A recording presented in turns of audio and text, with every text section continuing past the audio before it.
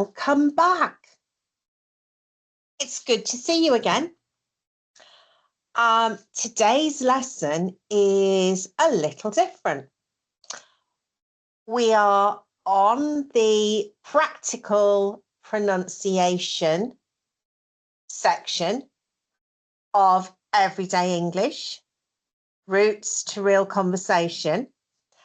And we're going to work today on mirroring. For those of you who haven't met me before, my name is Ruth, and you're watching Everyday English, Ruth's Roots to Real Conversation. So there we are. Mirroring at the moment is very popular. When I look at YouTube and I look at what videos are out there, over the last 3 to 6 months, there's been an absolute increase in mirroring. And we've always done it to some extent, but maybe not quite as focused as we are now. So today we're mirroring for real English, and what you're doing is close listening.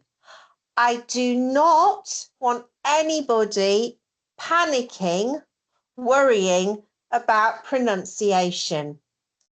This is about confidence and fluency. And today we're doing mirroring practice, and it will be ever so easy. So as I've told you before, my French teacher has an expression, pas de panique, no panic. So we're having no panic about mirroring. So what is mirroring? I hear you ask me. It's not copying sounds perfectly. Sometimes we do that. In the episode where I work on R, and the TH is the F and the, we will be copying as closely as you can. This is about listening, close listening, deep listening, and speaking with me, speaking with Ruth today. That's what we're doing. So, structure of our lesson. We're going to work on shorter extracts, which are very functional, the sort of phrases and sentences you need in everyday conversation, and longer extracts where we can do more flow. We want to do more flowing. And the longer texts are important, and you might not understand every word, but it's about helping your ears settle into English and the intonation and the flow more deeply. It also gives you time to stand back, listen, and notice rhythm, sentence shape, and flow. How the words flow and merge together. You won't understand every word. You don't need to copy my accent. All I want you to do today is stay with my voice and let my voice and the language carry you through the lesson. So I'm going to read the extract, the sentence, once, so you can listen. You know me by now. I might decide to read it twice, and that's fine, because I really want you to listen. Then I'll tell you that we're mirroring. We're going to mirror it together, sentence by sentence. And it's going to build your confidence, your familiarity, and the foundations of real flowing English conversation. Okay. So, sentences first, real, functional, everyday sentences that you might use next week. But we're also going to look at a piece of literature, an extract from an English story, where the goal really is flow. Okay. So I'm going to read once, then pause, and then we mirror together, and then pause again. Okay. Here's the first one. We're going to do 4. I usually work from home. I usually work from home. Okay, so I've done that twice. Now I'm going to say it again, and we're going to do it together. It used to be called in unison. In very old-fashioned English classrooms, people would read poetry in unison. And that's what mirroring is. It's modernizing unison. So here we go. With me. I usually work from home. And we'll do that again because we can. I usually work from home. Okay. Sentence number 2. Today, I'm going into town. Going to do that again. I'm going to do it twice. Today, I'm going into town. Right. Ready? We're going to do that together. Mirroring. So, today, I'm going into town. Flowing. Let's do that again because we can. Today, I'm going into town. All right. Number 3. I'm going to say it twice and then we'll do it together, mirroring. Longer sentence, so read it and listen while I say it twice. It's quiet this morning and I'm enjoying the calm. It's quiet this morning and I'm enjoying the calm. Okay, let's do that together. It's quiet this morning and I'm enjoying the calm. Okay, another time. Together. It's quiet this morning and I'm enjoying the calm. And number 4. I think I will work in a coffee shop. I think I will work in a coffee shop. Imagine somebody taking their laptop, computer, and finding a coffee shop or a cafe to do their work. That's quite a usual thing to do in a city like London or Manchester. Okay. So I think I will work in a coffee shop. Now I'm going to just look through those sentences with you and check that the cultural background is there. So the expression work from home means that you're doing your job from home, connected on the computer often. So working from home. I am working from home today. Okay. Now the expression going into town really means going into the town centre, going into the shops or where the bars are. So you're going into the heart of the city or the town.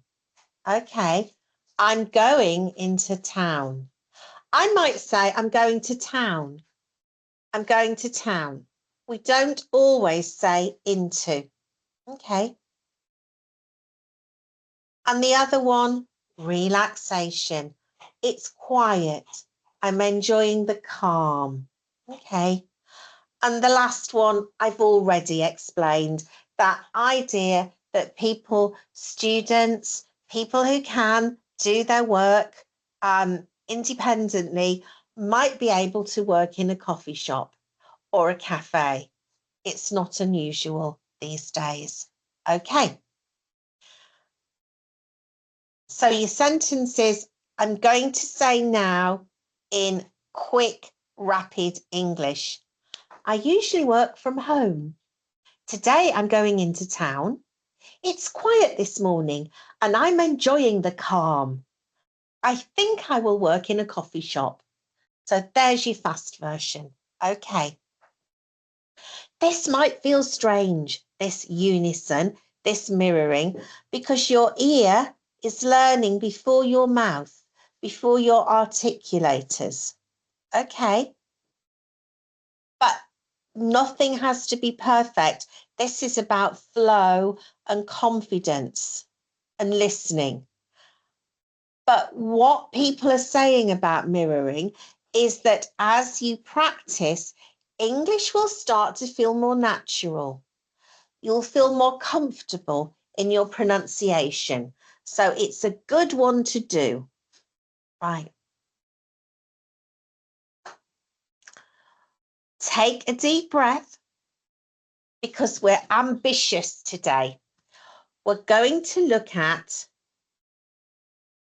literature, a book. And I've chosen a book called The Little Village School by an author called Gervase Phinn. Okay, so our setting is a small village school in the north of England in a county called Yorkshire, near to the city of York. Okay, so you can Google York and see that. It's a famous city. And Gervase Phinn worked as a school teacher and then a school inspector in the countryside in Yorkshire. And these are books that he's written about his experience. It's probably about 20 or 30 years ago. So computers, instant messaging wasn't as available. We're stepping back into the past, but not too far. Okay, so I'm putting up the whole of the extract here, and I'm going to read it to you so that you can listen. And then we're going to divide it into sections and talk in unison. And then we'll do it all together. So, deep breaths, no panic. You can all do this. Whatever your level of English, whether you're A1, A2, or C1, C2, you can do this. And I know that pronunciation is something that worries people, but when you're with me, there's nothing to worry about. Okay. The Little Village School. The phone rang. Yes, she answered sharply. It's me, a small voice came down the line. It was the deputy head teacher. I didn't get a chance to see you after school, and I just wanted. Did you get it? Miss Sourbutt asked quickly. No. No? The woman in the red shoes got it, a Mrs. Devine. Miss Sourbutt received the news with a face as hard as a diamond. Well, I think it is disgraceful, she said angrily. Disgraceful.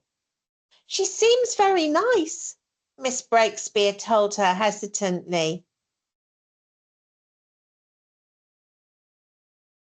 She was very pleasant and took the time to have a word with me after the interviews. Okay, so that's our passage. You will notice I have put a lot of tune, a lot of intonation into my voice, and I am exaggerating it a little, but intonation is very important in English, and certain words are more important than others. We'll be talking about this a lot within our pronunciation lessons. But what you need to think about is that certain words, often nouns, verbs, or adjectives, are seen as important. We put stress and emphasis on them. We almost jump from one important word to the other, and that's distinctive in English. And if you learn to do that, you will be seen as far more effective and fluent. Now, in other languages, and I know French quite well, it's very different. So in French, there's much more of a general flowing, a rhythm, which doesn't have these ups and downs of intonation and stress that we have in English. But it's just one of those things to get used to. So we're going to go through each section. I will read it first, and then we'll do it together. So again, no panic. Okay, can you see the next section? You can read it or just listen. I think it's nice to read these, but that's up to you. The phone rang. Yes, she answered sharply. It's me. A small voice came down the line. It was the deputy head teacher. Okay, now we're going to do that together, quite slowly. Right. The phone rang. Yes, she answered sharply. It's me. A small voice came down the line. It was the deputy head teacher. Okay.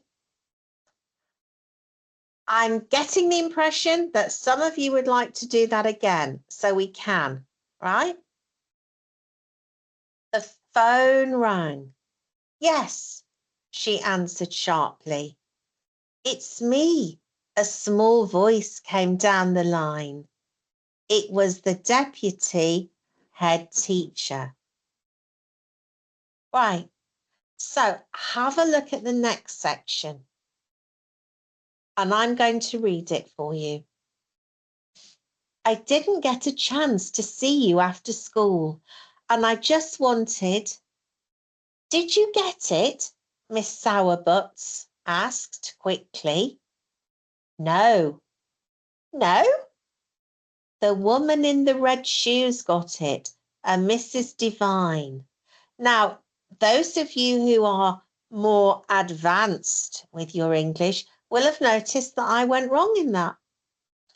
I picked it up very quickly and corrected it, but I did make a mistake in my intonation. So I'm going to do that again. Okay. So the part that I got wrong was around the did you get it? Miss Sourbuts asked quickly. Okay, here we go. I didn't get a chance to see you after school, and I just wanted... Did you get it? Miss Sourbuts asked quickly. No. No? The woman in the red shoes got it, a Mrs. Devine. Okay, we're going to do that together. What I didn't do very well the first time is that question. The did you get it? Did you get it? Where the intonation goes up. Okay. Right. Off we go. I didn't get a chance to see you after school, and I just wanted. Did you get it?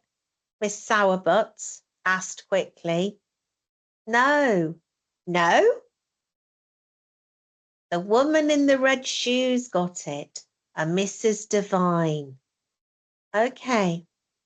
Now, one thing to point out is that you can pause in English. You'll see that I've split up the phrases, the sentences, and I do pausing, and that's perfectly fine. If I was speaking in French, I would pause a lot less. Okay. The next one. So it's quite long, but we've done two, and you can do the third one. So listen to me read it, and I'll read it twice, and you can read it for yourself, and then we'll do it twice in unison. Ready? Miss Sourbutt received the news with a face as hard as a diamond. Well, I think it is disgraceful, she said angrily. Disgraceful. She seems very nice, Miss Breakspear told her hesitantly. She was very pleasant and took the time to have a word with me after the interviews. Okay. She'll do that again. Promise to read it you twice. Miss Sourbutt received the news with a face as hard as a diamond. Well, I think it is disgraceful, she said angrily. Disgraceful. She seems very nice, Miss Breakspear told her hesitantly. She was very pleasant and took the time to have a word with me after the interviews. Okay.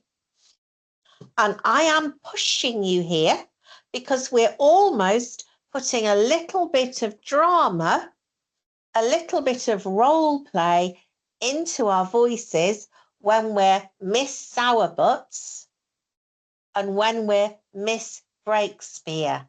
And oh my goodness, those are hard words to say, but you can do it. Okay, going to do it twice in unison.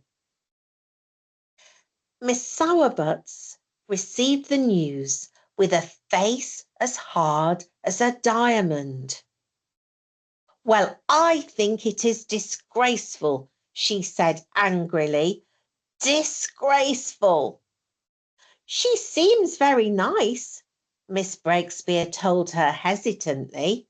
She was very pleasant and took the time to have a word with me after the interviews. Okay. And the last time.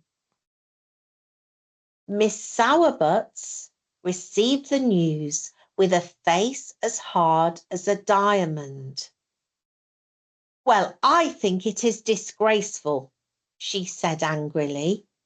Disgraceful. She seems very nice, Miss Breakspear told her hesitantly. She was very pleasant and took the time to have a word with me after the interviews. Okay, everyone. Okay, take a breath. Take a breath. We've done a lot of hard work there. It's a passage about interview, and somebody hasn't got the job, and somebody is angry that they haven't got the job. So that's what we've done today. So the technique we've been working on is called mirroring, and you don't need to worry about pronunciation.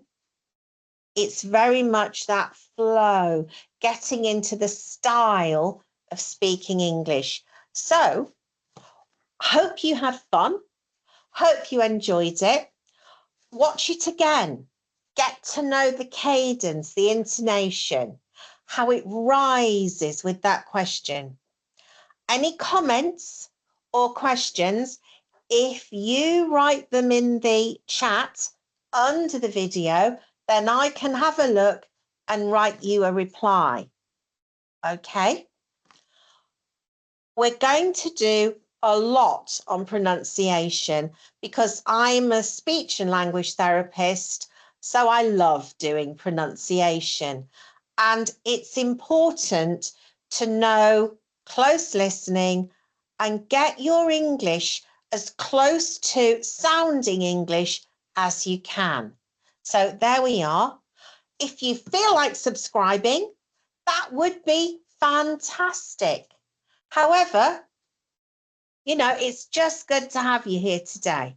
So until next time, I shall say goodbye and have a good day. Bye.